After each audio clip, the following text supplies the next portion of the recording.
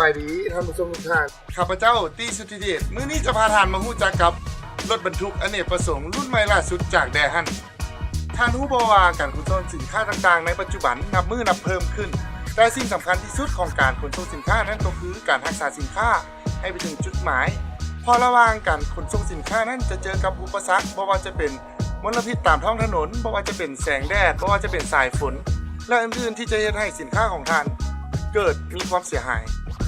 ฉะนั้นแดฮั่นของพวกเขาจึงได้เบิ่งเห็นถึงความสำคัญและได้เพิ่มผลิตภัณฑ์ใหม่ออกมา2รุ่นคือ New Super One Lady 200 Sound เป็นรถบรรทุกอเนกประสงค์เพื่อตอบโจทย์ลูกค้าที่เฮ็ดธุรกิจการขนส่งสินค้า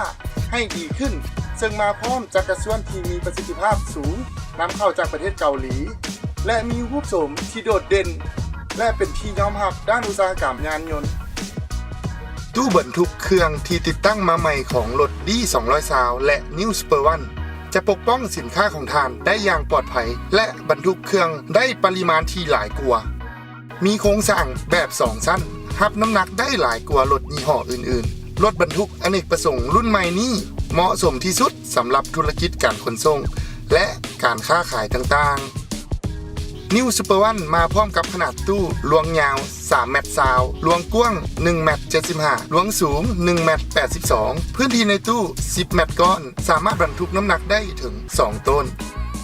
D 200 ซาวมาพร้อมกับขนาดตู้ลวงยาว3 เมตร 90ลวงกว้าง1 เมตร 90ลวงสูง1 เมตร 82พื้นที่ในตู้ 13.5 เมตรก้อนสามารถบรรทุกน้ำหนักได้ถึง3ต้นรถบรรทุกเครื่องแดฮั่นรุ่น D 200 Sound และ New Super One เป็นรถบรรทุกที่มาพร้อมกับโครงสร้างคุณภาพและคุณสมบัติพิเศษด้านความปลอดภัยเหมาะสมที่สุดสำหรับธุรกิจการขนส่งและค้าขายตู้บรรทุกเครื่องสามารถไขออกได้ด้านหลังและด้านข้างมาพร้อมกับไฟ LED มอบความสะดวกสบายในการบรรทุกและขนส่งบ่ว่าจะอยู่ในสถานการณ์ใด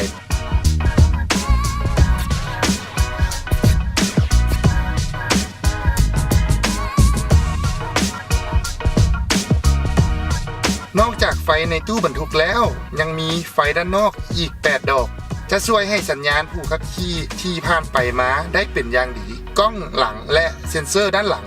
ที่จะช่วยเพิ่มประสิทธิภาพและความปลอดภัยในการขนส่งของท่านกล้องหลังที่ถูกติดตั้งอยู่กับไฟท้ายจะแสดงภาพไปยังหน้าจอที่ตั้งไว้ในแวนเบิงด้านหลังรถ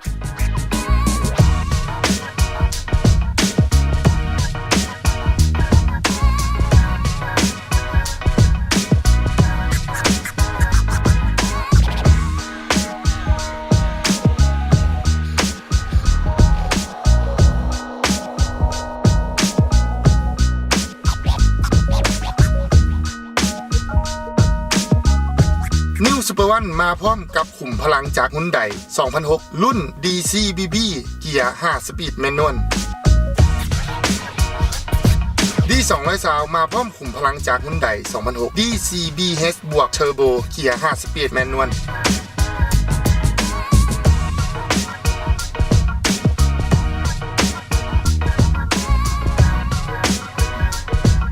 และนี่ก็คือสเปครถบรรทุกอเนกประสงค์รุ่นใหม่ล่าสุดจากแดฮั่นสำหรับลูกค้าท่านใดที่สนใจสามารถเข้ามาสัมผัสตัวจริงได้ที่ห้องขายแดฮั่นทุกสาขาและห้องขายโคลาวแคร์ทั่วประเทศ